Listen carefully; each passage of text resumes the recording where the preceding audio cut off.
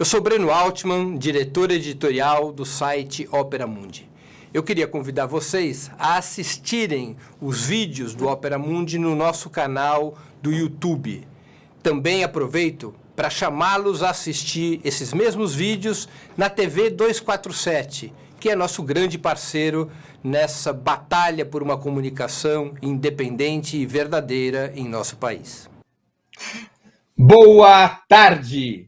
Está começando mais uma edição do programa 20 Minutos Atualidade. O tema de hoje: por que Bolsonaro ganhou as eleições? É importante um balanço sobre esse evento tão relevante na história recente do país, no cenário político atual, tal como é a vitória do capitão reformado Jair Bolsonaro nas eleições presidenciais. É importante entender o porquê esse expoente da ultradireita conseguiu algo que há meses atrás parecia improvável, se não impossível: conquistar pelo voto direto a eleição para presidente da República. Há questões de fundo que nos ajudam a entender esse fenômeno. Eu gostaria de me referir a algumas delas. Em primeiro lugar, há uma grande mudança no cenário internacional e também no cenário brasileiro depois de 2008.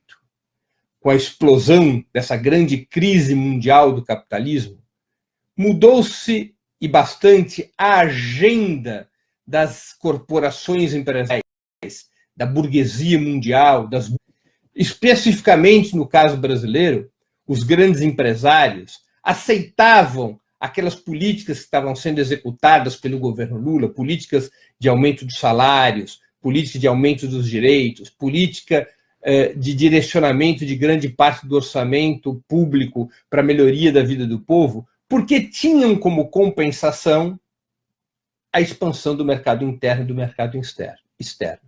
Quando a crise acaba com essa expansão, a agenda da burguesia brasileira lentamente passa a se adequar ao giro que já ocorria nos cenários. Significa reduzir pensões, significa reduzir gastos e investimentos públicos para poder baixar os impostos, liberalismo extremado que passou a ser a agenda da grande burguesia brasileira, em sintonia com a burguesia internacional. Era necessário, para que essa agenda ultraliberal fosse implantada e também para que o Brasil pudesse colocar à venda seus grandes ativos, em especial o pré-sal, de tal sorte que essa venda de ativos, através da privatização, de privatizações, mas também através de redução das regulamentações trabalhistas, da regulamentação comercial, da regulamentação financeira, era necessário essa operação complementar ao corte de custo de produção para poder atrair fluxos internacionais de investimento que eram fundamentalmente o objetivo dos grandes capitalistas brasileiros como plano para retomar o crescimento da economia. Para que essa agenda fosse possível, era necessário derrubar os governos petistas, era necessário derrubar o governo de Dilma Rousseff e era necessário quebrar a resistência da esquerda, dos movimentos populares, do sindicalismo, a uma agenda dessa natureza. Esse é o pano de fundo que está por trás do golpe de Estado de 2016, disfarçado de impeachment, que representava exatamente essa agenda, um governo liderado fundamentalmente pelo MDB, pelo PSDB e pelo DEM, pelos partidos de extrema-direita. Esse governo, tanto por conta do seu baixo apoio popular, quanto também por conta dos escândalos de corrupção, esse governo não foi capaz de implementar integralmente essa agenda neoliberal. Ao contrário, a resistência a essa agenda só fez crescer depois de 2017. As forças de esquerda, que deveriam ter sido batidas pelo golpe de Estado, em especial o Partido dos Trabalhadores, o ex-presidente Lula, quando foi o ano de 2017, começaram a crescer, a recuperar popularidade, a recuperar protagonismo e a recuperar as condições eleitorais de ganhar as eleições de 2018. Os partidos de centro-direita, portanto, se revelaram insuficientes, incapazes de estabelecer essa agenda. E houve um mal para que essa operação fosse conduzida. E essa operação mais radical já vinha se articulando desde 2013 e, fundamentalmente, a partir da campanha pelo impeachment da ex-presidente Dilma Rousseff. Qual era essa alternativa? O neofascismo. Quando a centro-direita articula o impeachment da presidente Dilma Rousseff, ela recorre aos grupos neofascistas que vinham sendo germinados na sociedade brasileira e que se destacaram já em 2013, grupos que associavam um extremo autoritarismo político, um enorme conservadorismo cultural com uma pauta ultraliberais. Eram grupos como o Vem Pra Rua, como o MBL, o Revoltados Online, os grupos que garantiram a disputa das ruas em 2013, com o apoio dos meios de comunicação, e que em 2015 e 2016 deram a base de massa para a ofensiva contra o governo de Dilma Rousseff. Foram a esses grupos que a centro-direita recorreu, a esses grupos de caráter neofascista, para poder derrubar a presidente Dilma Rousseff, imaginando que esses grupos fariam o serviço sujo e depois se retirariam de cena. Mas não foi isso que ocorreu. Esses grupos ganharam autonomia, ganharam força nas ruas, ganharam maior organização, ganharam maior repercussão na mídia e foram construindo um campo político separado da centro-direita. E esse campo político foi buscar um candidato que o representasse. E o candidato que passou a representá-lo foi o capitão reformado Jair Bolsonaro. É por esse caminho que se constitui uma corrente neofascista com condições de disputa eleitoral. Diante deste cenário de fundo, o Partido dos Trabalhadores, principal partido de esquerda, desenhou uma tática. E essa tática foi, ao menos no primeiro turno, até o primeiro turno, bastante bem sucedida. Qual foi a tática desenhada pelo Partido dos Trabalhadores? Defender como grande bandeira de reunificação do campo popular, de fortalecimento do campo de esquerda e de preparação do terreno para as eleições de 2018, defender a candidatura do presidente Lula. Sob a candidatura do presidente Lula, se fazia o debate sobre a recuperação do legado dos governos petistas, se fazia o embate contra o golpe de Estado de 2016, se fazia a denúncia contra um dos braços do golpe de Estado, que era a perseguição judicial através da Lava Jato, se conseguia recompor a imagem do PT e conseguia se estabelecer um plano mínimo de unidade das forças progressistas para poder enfrentar a disputa eleitoral de 2018. O presidente Lula, pela sua história, pelo significado dos seus governos, é a liderança que, de longe, conseguiu estabelecer, e ainda possui, laços profundos, raízes profundas, especialmente com o eleitorado popular, com o eleitorado mais pobre, com a classe trabalhadora. A defesa do seu direito, dos seus direitos, a defesa do seu direito de disputar as eleições e a defesa da sua candidatura foi uma grande ferramenta que permitiu o PT recuperar sua imagem, que permitiu o presidente Lula, nas pesquisas que antecederam sua impugnação, a ter mais de 40% das intenções de voto e, portanto, grande possibilidade de vencer as eleições ainda no primeiro turno. Funcionava como um escudo atrás do qual as forças de esquerda foram recompondo sua capacidade de mobilização, seu auditório junto às massas populares, se recuperando das feridas graves e profundas abertas no segundo governo Dilma. O segundo governo Dilma, eleito com uma agenda de mudanças mais aprofundadas, mas que abriu sua gestão, sua segunda gestão, com medidas baseadas no ajuste fiscal, na austeridade fiscal, levou a uma percepção muito forte, bastante bem explorada por seus inimigos, de estelionato eleitoral. A base popular que havia eleito Dilma em outubro de 2014, quando foi em março de 2015, já havia abandonado. E este abandono da agenda neoliberal derrotada, essa insatisfação popular permitiu o avanço das forças conservadoras e era necessário recuperar essa base popular e o grande instrumento para fazê-lo foi exatamente a defesa do nome do presidente como candidato, dos seus direitos constitucionais e do seu direito de se apresentar às eleições presidenciais de 2018. o PT decidiu manter essa candidatura até o último minuto, numa espécie de desobediência civil passiva contra a estratégia do golpe, que era impedir o presidente Lula de participar das eleições através da sua condenação e da sua prisão através da Operação Lava Jato. Esse confronto feito pelo PT com o sistema de justiça permitiu a grandes parcelas da população compreender melhor a perseguição, ter mais claro o porquê que o presidente Lula era perseguido e estabelecer uma outra relação com o PT e com o presidente Lula, revelada nas pesquisas. Era necessário esse processo de reconstrução da imagem do PT e de recuperação de forças do presidente Lula para se alterar a tática, se fosse necessário, e apoiar uma candidatura alternativa, caso o presidente Lula fosse interditado. Se a tática desse muito resultado, teria sido possível gerar um movimento social de grande envergadura, uma verdadeira rebelião popular, uma desobediência civil ativa que impedisse a condenação do presidente Lula e garantisse a sua candidatura.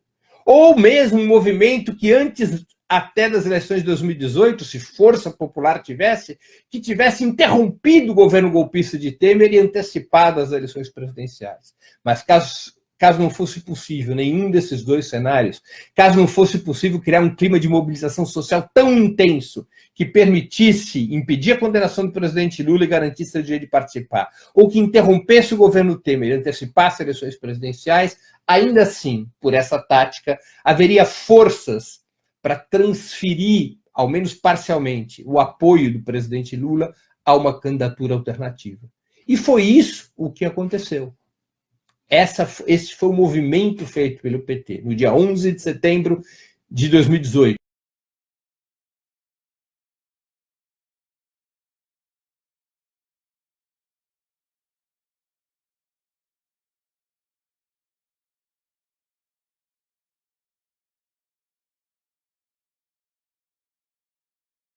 O presidente Lula teria dos votos úteis algo como 45%. O objetivo do PT era que o Fernando Haddad chegasse a 30% dos votos e passasse ao segundo turno com esse percentual eleitoral. O PT considerava, no seu cálculo, que o cenário mais adequado para que a esquerda pudesse retornar ao governo e o golpe fosse derrotado, se viesse a enfrentar no segundo turno a candidatura de Jair Bolsonaro.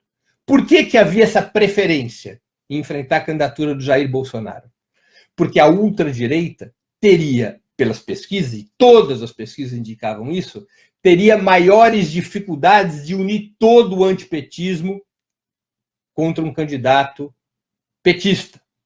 A centro-direita, uma candidatura como a do Alckmin, por exemplo, poderia fazê-lo mais facilmente, poderia unificar da ultradireita até a centro-direita e, eventualmente, até setores da centro-esquerda, com mais facilidades do que Jair Bolsonaro, cuja candidatura criava ruídos fortes, mesmo entre os setores de centro-direita, que eram antipetistas. Por isso havia esse cálculo, essa preferência de cenário por parte do Partido dos Trabalhadores, sob pesquisas muito sólidas. Alguns chegavam a propor, fora do PT, por que o PT não apoia uma outra candidatura, como a do Ciro? Em primeiro lugar, não fazia sentido, diante da força política eleitoral do PT, apoiar um candidato que, com Lula nas pesquisas, tinha 5% dos votos. E que, sem Lula, teve 10%, 12% dos votos por conta própria, menos da metade dos votos do que viria a ter Fernando Haddad. O argumento de que Ciro poderia derrotar Jair Bolsonaro no segundo turno com mais facilidade que Haddad é um argumento muito frágil. Primeiro, porque é contrafactual, não é possível provar esse argumento, porque, afinal de contas, Ciro não passou o segundo turno para enfrentar Jair Bolsonaro. E se o PT houvesse apoiado Ciro, Ciro passaria a ser combatido com uma intensidade que não for até então, exatamente porque representaria uma solução de esquerda, uma solução progressista na sociedade. Como Ciro como reagiria a preferência eleitoral sobre Ciro no segundo turno, diante da pancadaria que ele não veio a sofrer e o PT sofre há tantos anos. Era uma operação demasiadamente arriscada e fadada, possivelmente fadada à derrota. Mais do que isso, muitos eleitores do Ciro eram antipetistas. Isso ficou provado no segundo turno. Ficou provado no segundo turno. A taxa de transferência dos votos do Ciro para o Fernando Haddad foi ao redor de 60%, muito abaixo da transferência de Brizola para Lula em 89. O que isso significa? Muitos eleitores que votaram no Ciro, se o Ciro estivesse numa única chapa com o Fernando Haddad, mesmo que fosse o Ciro o cabeça de chapa, era possível que esses eleitores preferissem outros candidatos que não uma chapa de aliança com o PT. E era possível termos o seguinte cenário: uma chapa única do PT com Ciro ter menos votos do que a soma que tiveram Haddad e Ciro nas eleições efetivas ocorridas no dia 7 de outubro. Portanto, o cenário indicava que o PT não apenas deveria exercer um direito político de ter seu próprio candidato, não apenas o PT continuava a ser o grande partido da esquerda em condições de derrotar o partido golpista e a ultradireita, como eleitoralmente a candidatura de Fernando Haddad tinha mais potencial no primeiro e no segundo turno do que a de Ciro Gomes, porque a preferência de Ciro para derrotar Jair Bolsonaro no segundo turno, repito, era colocada em uma situação artificial, uma situação na qual o Ciro não estava sob o bombardeio que fatalmente receberia se fosse o candidato de uma coalizão com o PT. O cenário, no entanto, começou a mudar a partir de uma variável imprevisível. E aqui eu vou entrar na fase final da minha exposição. E peço desculpas a quem nos escuta, porque hoje eu vou ultrapassar um pouco os 20 minutos. Nós vamos ter um programa próximo aos 30 minutos, para que eu possa colocar essas questões para a reflexão de todos os que estão nos acompanhando. Quando Jair Bolsonaro sofre a facada, essa era uma variável imprevisível, começa a haver uma mudança no cenário eleitoral. Jair Bolsonaro tem sua primeira onda de crescimento. Jair Bolsonaro estava, até a facada, com um teto muito claro, 20%, e uma rejeição enorme de 61%. Qualquer candidato que enfrentar Jair Bolsonaro no segundo turno, dele ganharia até a facada. E foi nesse cenário que se decidiram as candidaturas, lembremos disso. Quando Jair Bolsonaro sofre a facada, ele passa a ter 3 vantagens que lhe permitiram crescer e superar a barreira dos 20%. Jair Bolsonaro passou a ser vitimizado e, com isso, abriu um diálogo com o eleitor de centro-direita que era antipetista, mas não se dispunha nem sequer a ouvi-lo até então. Jair Bolsonaro teve uma tremenda exposição positiva na imprensa, com só 8 segundos de propaganda eleitoral gratuita. Ele teve jornais, rádios, televisões, internet, tudo a seu favor nos dias dramáticos que sucederam a facada que ele levou. E Jair Bolsonaro pôde se proteger, pôde ficar sem qualquer exposição, não aparecendo em debates, não participando de entrevistas, não participando de atos de campanha e se poupando, portanto, do desgaste natural da campanha eleitoral. A facada teve, portanto, um papel fundamental, porque permite Bolsonaro romper os 20%, chegar em 24%, 25% e abrir um canal de comunicação com o eleitor de centro-direita, o eleitor do Alckmin, da Marina, também do Amoedo, do Meirelles, do Álvaro Dias, que até então recusavam a dar seu voto a Jair Bolsonaro. Diante deste crescimento de Bolsonaro, houve um movimento forte de reação nos setores mais progressistas da sociedade, que passaram a temer pelo fator Bolsonaro. O ápice desse movimento, dessa reação, foi o movimento Ele Não, uma grande mobilização no dia 29 de setembro, um sábado. Esse movimento não passou pelas campanhas, não passou pelos partidos, foi um fenômeno incontrolável. Tivemos a variável imprevisível que foi a facada e depois um fenômeno incontrolável. Um forte movimento de rejeição a Bolsonaro dos setores progressistas, capitaneado pelas mulheres, o movimento Mulheres contra Bolsonaro, que teve milhões de adesões nas redes sociais e depois nas ruas, naquela jornada de mobilização. O que acabou acontecendo? Uma demonstração inequívoca de força da esquerda, mas uma consequência ruim do ponto de vista eleitoral, por dois motivos. O eleitorado, parte do eleitorado de centro-direita, que ainda duvidava sobre votar em Bolsonaro, que ainda o rejeitava, diante de uma demonstração de força da esquerda, que na prática antecipava o segundo turno para o primeiro turno, diante dessa demonstração de força, uma demonstração poderosa, agressiva, imponente, esse eleitor, com medo de uma vitória petista e da desagregação do campo conservador no qual ele se identificava, esse eleitor de centro-direita se compactou com Bolsonaro. Uma grande fatia do eleitorado de centro-direita se compactou com Bolsonaro, se decidiu por votar em Bolsonaro já no primeiro turno, desidratando ainda mais a centro-direita e reforçando a candidatura de Jair Bolsonaro. Mas esse não foi o único motivo, a única consequência dessa mobilização contra o Bolsonaro.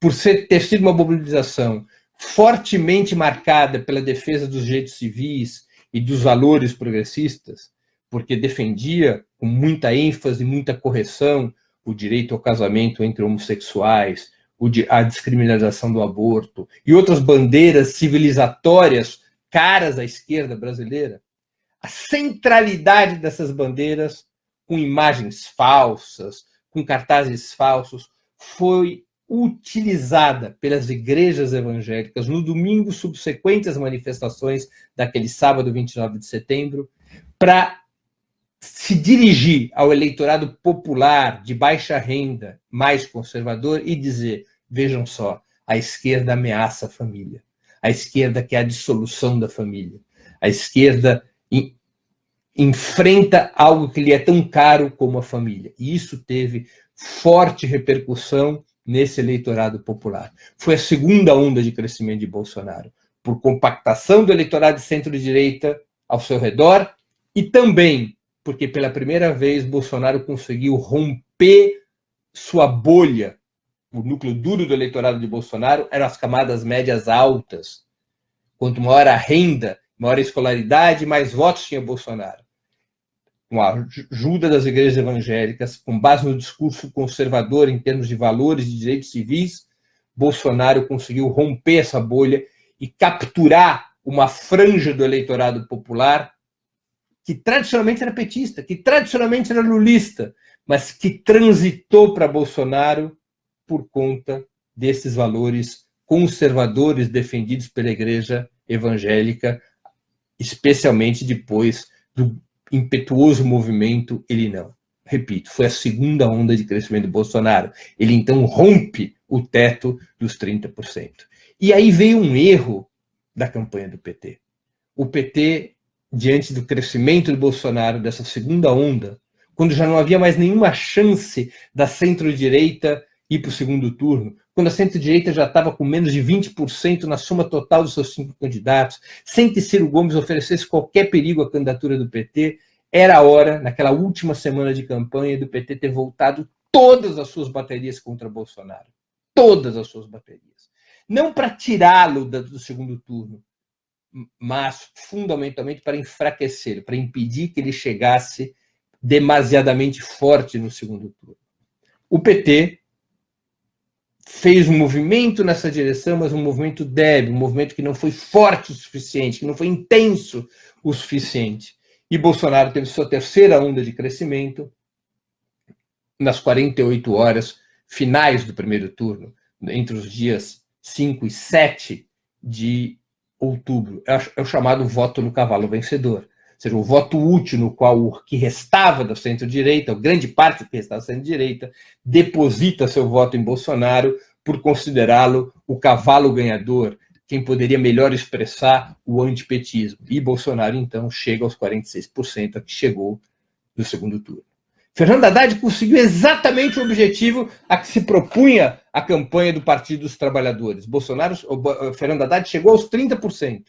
E Bolsonaro foi a 46%, destruindo a centro-direita, que havia criado Bolsonaro, que havia criado as condições para o ascenso a Bolsonaro com seu movimento golpista nos anos anteriores. E que foi, por Bolsonaro, absolutamente desidratada, como é próprio dessas situações de ascenso do fascismo facilitada pelos velhos partidos burgueses de centro-direita. Isso aconteceu já na Itália fascista, na Alemanha nazista, no Chile de Pinochet. Os partidos de centro-direita acabam sendo deglutidos, engolidos pela ultradireita que ajudam a criar.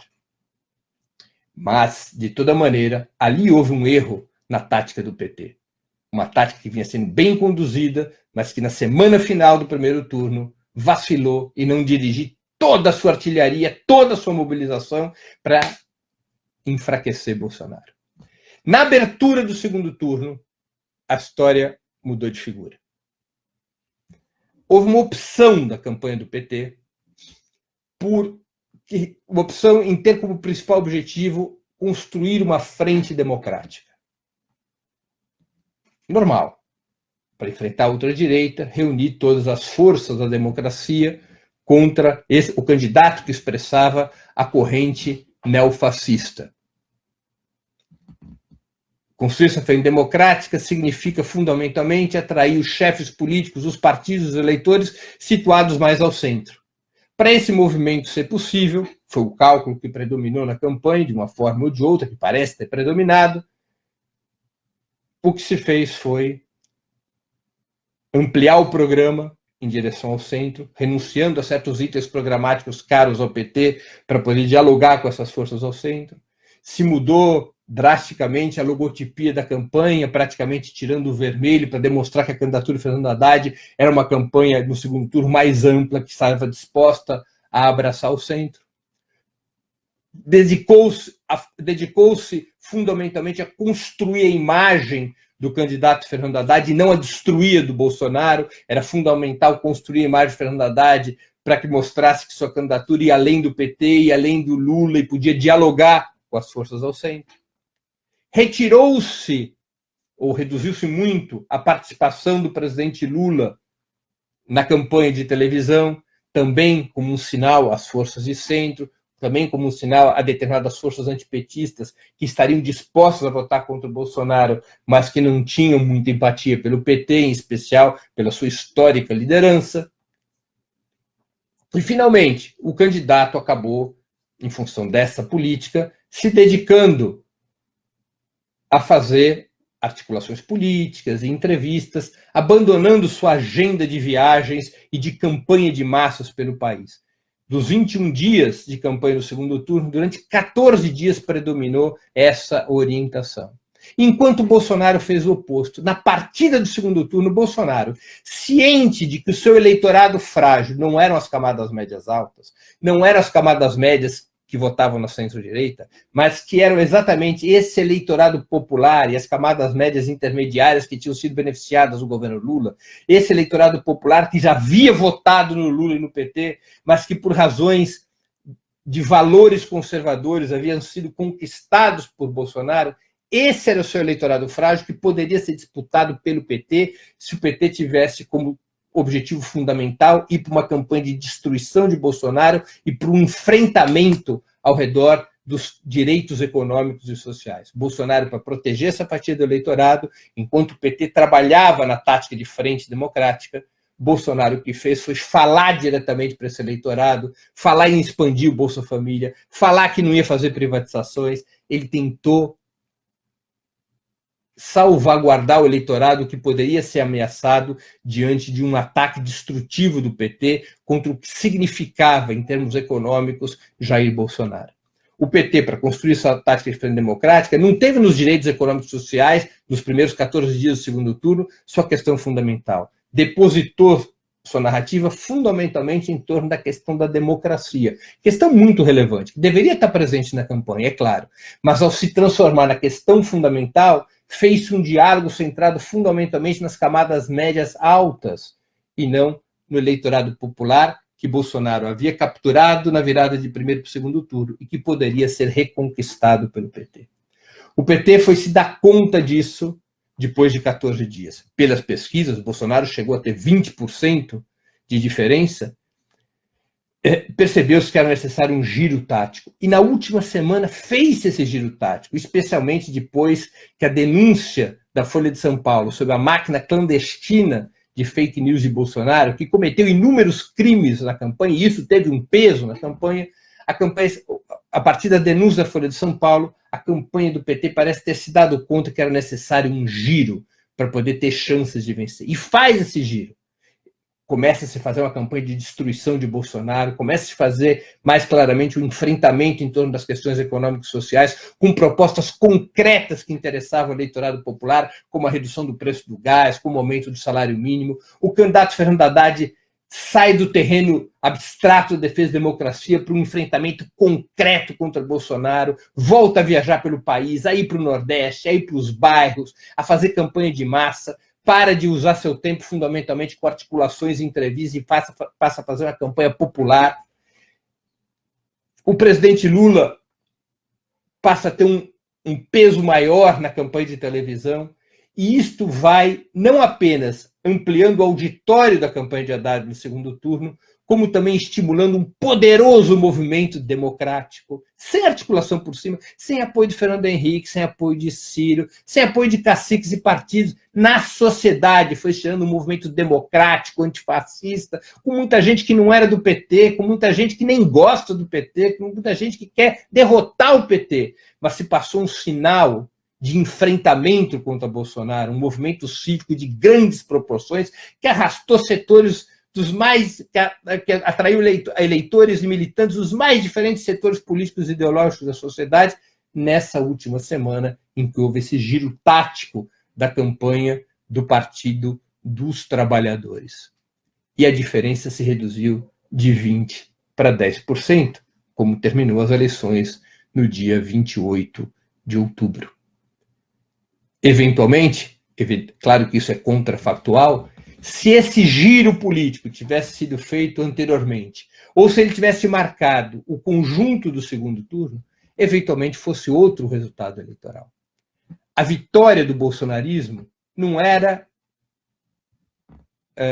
uma contingência inevitável. Era possível a derrota de Bolsonaro, mesmo nas dificílimas condições que o PT teve que fazer a campanha.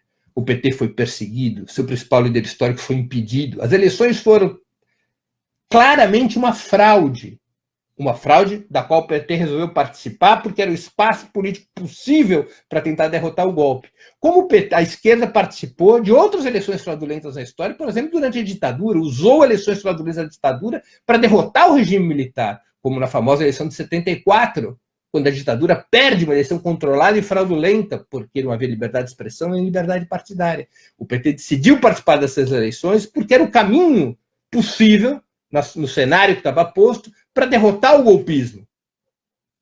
Mas isso não tira luz sobre a verdade dos fatos. O presidente Lula impugnado, o PT alvo de uma perseguição midiática infernal, midiática e judicial infernal por anos, crimes eleitorais bárbaros de Bolsonaro, para os quais a justiça eleitoral fez vista grossas, violência. Ainda assim, nessas circunstâncias, era possível ter vencido. E não se venceu, porque nesse embate duríssimo, certos erros foram cometidos e que devem ser reconhecidos. Isso não tira valor da campanha do PT, muito menos do seu candidato Fernando Haddad, que enfrentou uma tarefa incrível. Ele teve 47 dias para se transformar em presidente da República, ao contrário de outros candidatos que fizeram campanha por anos, a começar pelo próprio Bolsonaro. Fernando Haddad, com muito valor, com muita lealdade, com muita entrega, com muita dedicação, fez uma campanha brilhante. Mas é assim que funciona. Erros foram cometidos e esses erros tornaram mais difícil para o Partido dos Trabalhadores e a esquerda derrotar o plano golpista concebido há anos, que lhe permitisse a derrota da esquerda e a imposição de um governo autoritário capaz de impor, se necessário, a ferro e fogo, a agenda ultraliberal. A esquerda teve uma derrota eleitoral séria, mas ela ainda não foi estrategicamente derrotada. Ela continua forte nos sindicatos, nas universidades, no mundo das artes e da cultura, tem um poderio eleitoral grande, tem um maquinário partidário formidável como o Partido dos Trabalhadores e outros partidos de esquerda. Bolsonaro ganhou as eleições, impôs uma dura derrota às forças progressistas, mas ele ainda não pode nadar de braçada. Ele enfrentará resistência, ele enfrentará a luta contra o seu governo, o seu autoritarismo, o seu programa e a sua agenda econômica, que é contra o povo, contra a nação e contra a democracia. Por aqui eu encerro o longo programa 20 minutos de hoje. Deixo, antes de terminar, efetivamente, 2 recados importantes. O primeiro deles, não deixe de fazer a assinatura de Opera Mundi no YouTube. Nessa plataforma vocês poderão assistir nossos programas anteriores, bem como acompanhar nossas transmissões ao vivo. O YouTube é uma plataforma muito mais amigável para assistir vídeos, para comentá-los, e inclusive para contribuir financeiramente através do Superchat. O outro recado. Façam, por favor, uma assinatura solidária de Opera Mundi. O endereço é www.operamundi.com.br/apoio. Eu vou repetir o endereço. www.operamundi.com.br/apoio. A assinatura solidária nos permite ter o valor, os recursos necessários para investir na nossa atividade jornalística, na batalha cotidiana de informações e ideias contra a mídia monopolista. A assinatura solidária é um valor mensal, um pequeno valor mensal, que nossos leitores e espectadores pagam para tornar possível o jornalismo que o Opera Mundi pratica já há 10 anos. Por aqui eu encerro o programa. Nós voltaremos a nos ver amanhã com 20 minutos História, dedicado exclusivamente aos 100 anos da Primeira Guerra Mundial. Um grande abraço a quem nos acompanhou e até o próximo programa.